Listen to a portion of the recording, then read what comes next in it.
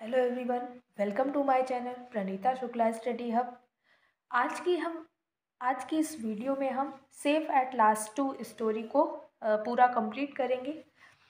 Full story को जानेंगे कि आगे इस स्टोरी में क्या हुआ, फाइनली डियर बचा या नहीं बचा, और बचा तो कैसे बचा।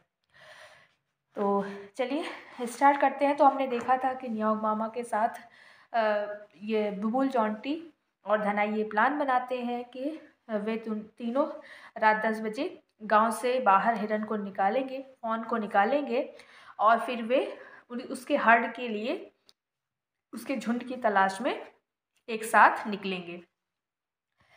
As the clock at the local police station struck 10 and the village slept, two elephants made their way out towards the national park. तो जैसे ही लोकल पुलिस स्टेशन में क्लॉक 10 स्ट्रक करती, यानी कि 10 बजते हैं घड़ी में, और गांव के लोग सो चुके होते हैं, दो हाथी नेशनल पार्क की तरफ आगे बढ़ते हैं। The Kaziranga boys were mounted on Makhoni. Kaziranga boys Makhoni elephant पर बैठे हुए थे, जो कि उनका क्या था, पेट एलिफेंट था, their pet elephant. The second elephant had Dhanai's father and the headman on it. और जो दूसरा एलिफेंट था उस पर धनाई के फादर और हेडमैन बैठे हुए थे। Bubul and Jonty held the fawn between them.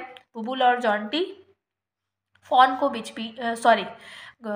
बीच में पकड़कर बैठे हुए थे।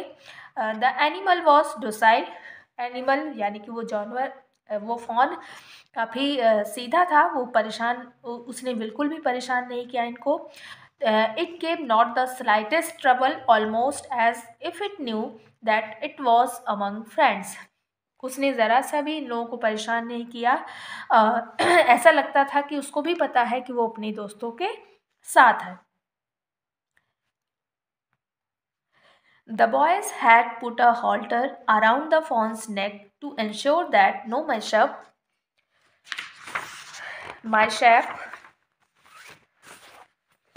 occurred when it was atop मखोनी। तो बॉयज़ क्या करते हैं, फ़ॉन के गले में एक लगाम लगा देते हैं जब वो मखोनी पर बैठे होते हैं, जिससे किसी भी तरीके की कोई दुर्घटना ना हो। At the edge of the village, as pre-arranged, Yak Mama waited for them on an elephant that belonged to the forest department.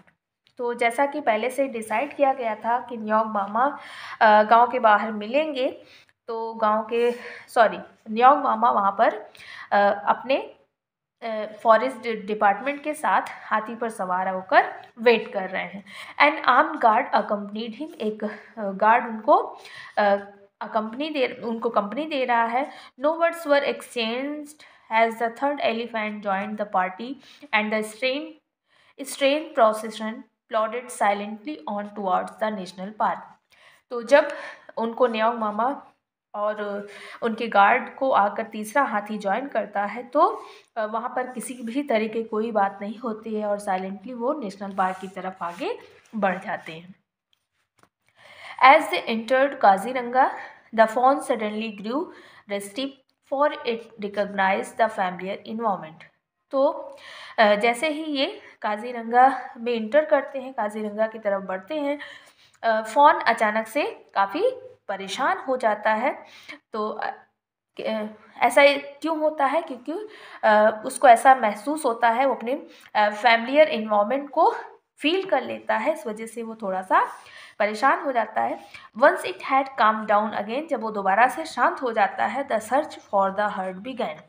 तो सर्च स्टार्ट होता है। The night was clear and starry.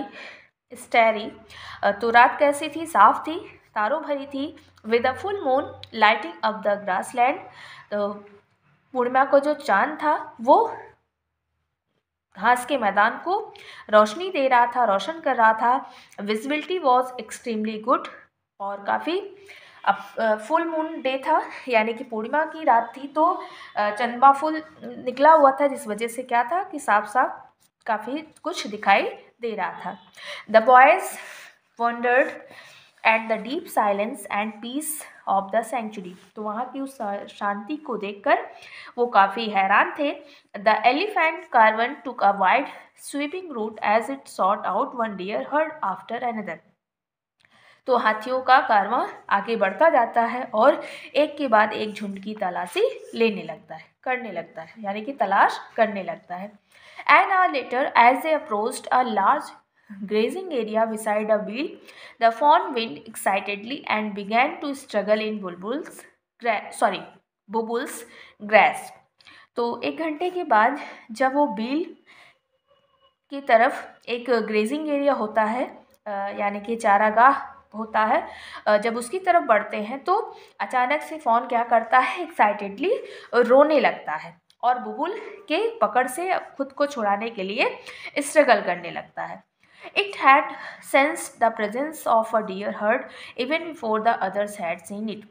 ऐसा लग रहा था कि उसने अपने हर्ड को महसूस कर लिया है, उसकी मौजूदगी को, उसके प्रेजेंस को, और दूसरे अभी तक उसके झुंड को नहीं देख पाए। उनके देखने से पहले ही फॉन ने फील कर लिया है। The boys looked around the finally spotted a herd some distance away. तो लड़के क्या करते हैं, चारों तरफ देखने लगते हैं और फिर उनको थोड़ी सी दूरी पर एक झुंड दिखाई देता है। The fawn was frantic by this time and Bubul and Jonty had a hard time keeping their grip.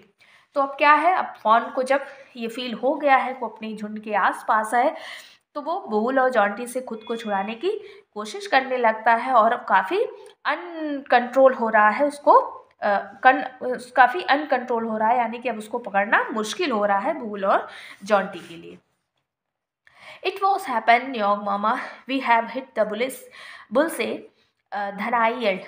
तो धनाई चिल्लाता है, न्योंग मामा, हमें हमारी मंजिल मिल गई है, हम जिसके लिए निकले थे वो हम लोगों को मिल चुका है, यानी कि हम अपने लक्ष्य को पा लिए हैं। The forest officer at once raised his right hand and the procession halted. तो न्योंग मामा यानी कि फॉरेस्ट ऑफिसर क्या करते हैं, अपना राइट हैंड उठाते हैं और फिर उनका कारवां वहीं पर, यानी कि सभी लोग रुक जाते हैं। This is as far as we need to go, he shouted to the boys, get down and release the fawn. और न्योंग मामा कहते हैं कि हमें बस यहीं तक आना है, इसके आगे जाने की ज़रूरत नहीं है। तुम लोग क्या करो, उसको फॉन को छोड़ दो, नीचे उतरो और फॉन को छोड़ दो। मखोनी अपने घुटनों पर बैठ जाता है। While the Kaziranga boys with great care brought the fawn down to the ground. तो काजीरंगा बॉयज क्या करते हैं, सावधानी पूर्वक फॉन को जमीन पर छोड़ देते हैं। Dhanai and Bubul retained their hold on it.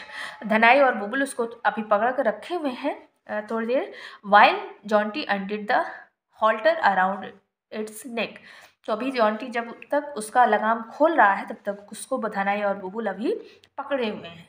He hug it in a final embrace. तो फाइनली अब जॉन्टी क्या करता है, उसको एक फाइनल हग करता है, last time. Go dear go, he shouted patting it. और कहता है कि जाओ डियर, जाओ हिरन जाओ, उसको थपथपाते हुए, हिरन को थपथपाते हुए कहता है कि जाओ हिरन जाओ। The fawn needed no encouragement. Fawn को किसी भी एनकरेजमेंट की, उत्साह की ज़रूरत नहीं थी। It shot of like an arrow towards it's heard. वो अपने हर्ड की तरफ एक तीर की तरफ भागता है, which was now standing at full alert. जो कि झुंड अभी फुल अलर्ट पर खड़ा हुआ था, यानी कि वो झुंड अभी वहीं पर था। Halfway across it suddenly paused, look back as if to say thank you. आधे रास्ते पर जाने के बाद वो अचानक से रुक जाता है और पीछे मुड़कर देखता है, ऐसा लगता है कि वो थैंक यू बोल रहा है। And then streaked off again to its family and mother.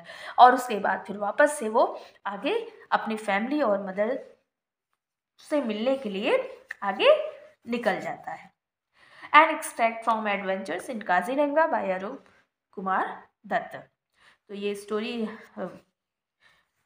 ली गई है एडवेंचर्स इन काजीरंगा से, जो कि अरूप कुमार दत्ता ने लिखी है। तो आई होप आपको ये स्टोरी अच्छी लगी होगी। अगर आपको अच्छी लगती है तो आप लाइक करिए, शेयर करिए, और इसी क्लास के आगे की स्टोरी पढ़ने के लिए आप बेल आइकन प्रेस कर दीजिए, जिससे आपको मेरे वीडियोस के नोटिफिकेशंस मिलते रहें। तो तब तक के लिए गुड बाय, थैंक यू।